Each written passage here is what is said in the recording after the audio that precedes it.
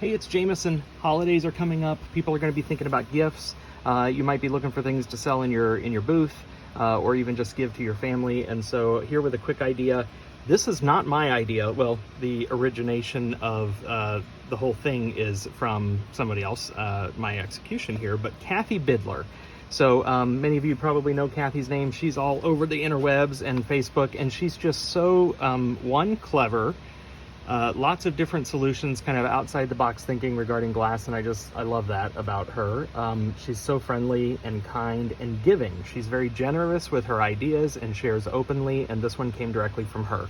So if you happen to live in a location where there's a Daiso store, D-A-I-S-O, Daiso, you know what, just Google it. And I know they have a website. You can buy stuff from her website.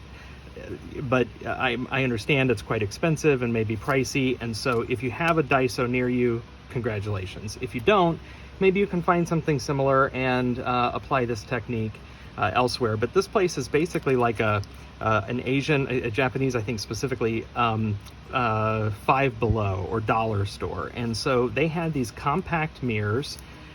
This one is square. I can't read the measurements. In fact, they're not in English. But anyway, this is a compact mirror, and I don't know how big it is, but I will measure it here shortly. This one happens to say number 98. So this one's a little bit more square, and this one says number 97, and it's more rectangular in shape. So almost kind of a business card size. And it's just a little metal cover, and this thing pops open, and you've got an actual glass mirror inside. And so her idea was to make a little panel of some sort that then you glue to the cover of this, and it's a nice little compact as a gift. So I'm going to make two of these, one in this rectangle shape and one in the square shape. And I happen to have some scrap. Let's see, I think this is Egyptian blue 164. I had some scrap around, and I thought, yeah, I can get I like the rolled edge actually, so I can get you know, a rectangle out of that one, and I can get the square out of this one. So I'm just going to use some scrap for this. And you may have seen a previous video where I used some of the wonderful Sea Life murrini from Tabitha Burrell, Glass by Tabitha. Her stuff is amazing. I made a very large project. You can go back and find that video. And I had some scraps and some spares, and so I'm just going to make a little underwater scene on these mirrors using this Egyptian blue as the background. I'm going to cut it to shape. I'm going to leave the rolled edge at the top because it looks like water to me, and I'm digging that. And then I'm going to fire it in the kiln. I'll do a tack fuse on those because I want to keep the elements, you know, the texture of the elements, the fish and such.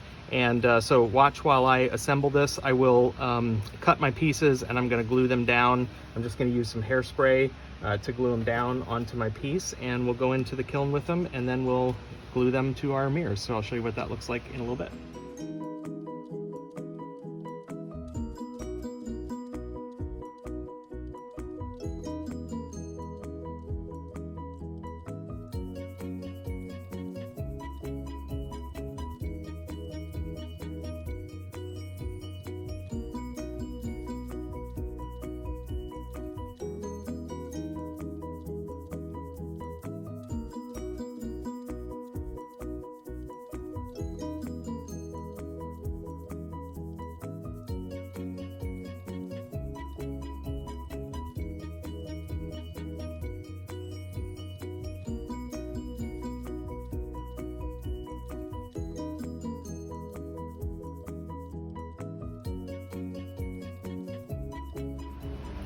Okay, so my pieces came out. I'm real pleased with the look of these, the amount of depth, the texture that I get.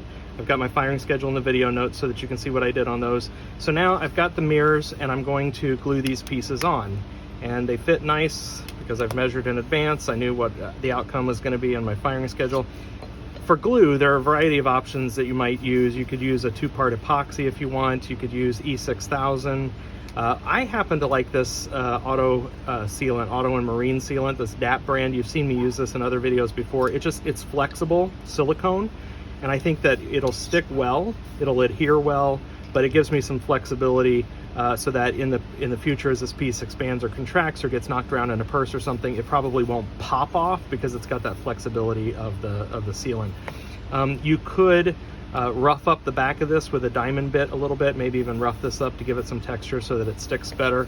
So I may do that, and then I'll glue these up and I'll show you what it looks like when it's done. Okay, so here you go. There's still a fair amount of texture on these, but nothing that's going to snag. I think it's kind of fun. I mean, I don't carry a purse, so these are a little heavy. They may be a little bit more for just kind of novelty purposes, but I'm gonna make a few more, maybe not with underwater creatures. I think I might use some thinner dichro and make a few more of these, see if they sell at a show, and go from there. Thanks for watching. Please subscribe. Catch you next time. Bye-bye.